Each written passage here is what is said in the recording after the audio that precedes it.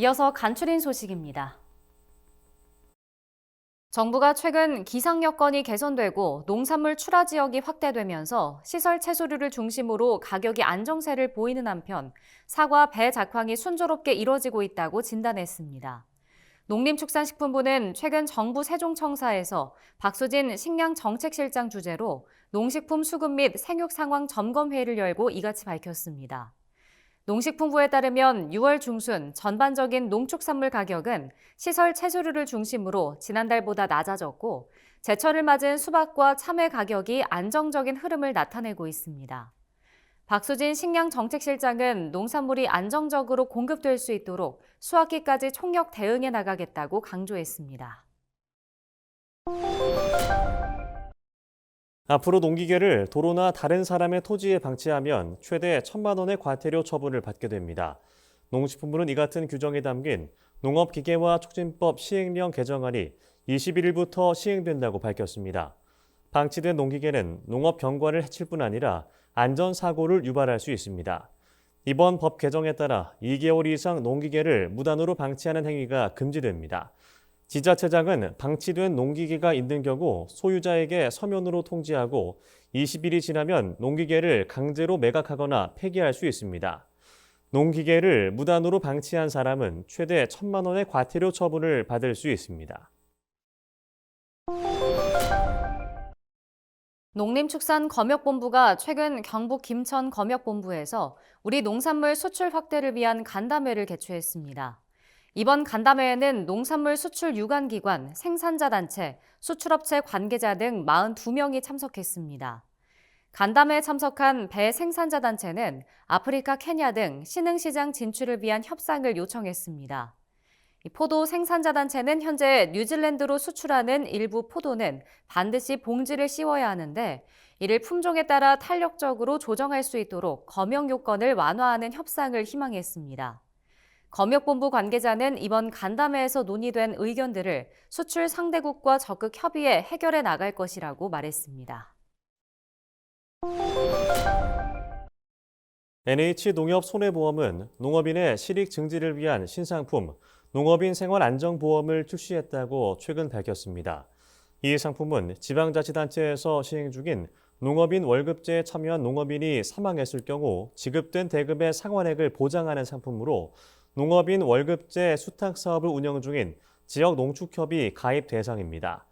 농업인 월급제는 가을철 수매 자금의 일부를 사전에 농민에게 월급 형태로 지급하는 제도입니다.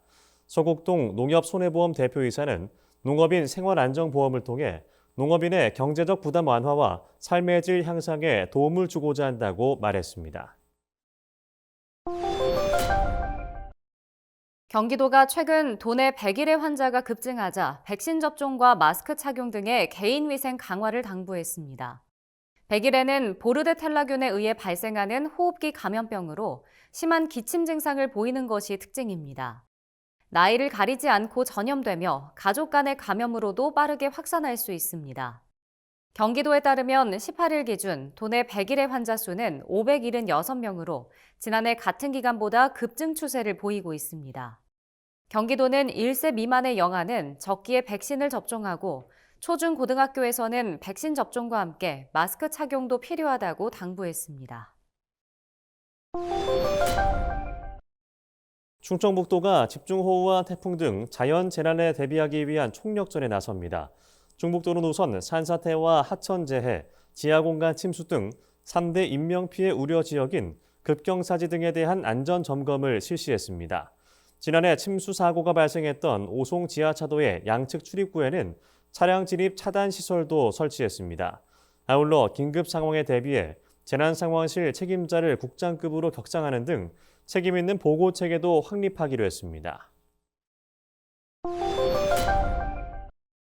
경상남도가 최근 농수산물과 가공식품, 관광체험형 상품 등을 중심으로 고향사랑기부제 답례품 15개를 신규 선정했다고 밝혔습니다. 경남도 답례품 선정위원회는 시군의 추천을 받아 15개 답례품을 추가했습니다. 이번에 추가한 농수산물 상품은 고성 표고버섯 선물꾸러미와 통영 수산물 밀키트입니다. 가공식품으로는 사천 딸기청과 밀양 얼음골 사과주스 등이 선정됐습니다. 관광 체험형 상품은 창원 실내 사격 체험권과 통영 밤바다 투어 체험권 등 5개입니다. 경남도는 오는 7월부터 기부자들에게 추가한 답례품을 제공할 계획입니다. 강원도가 오는 8월까지 경기 침체로 어려움을 겪는 전통시장을 활성화하기 위해 주말 야시장을 순차적으로 개장합니다. 강원도는 올해 10개 시군에서 12개 야시장을 운영할 방침입니다. 가장 먼저 개장한 황부자 며느리 주말 야시장에서는 지역의 대표 먹거리와 다양한 공연 등이 선보이게 됩니다. 홍천 중앙시장은 맥주를 활용한 칵테일과 전통 음식 등을 제공할 예정입니다.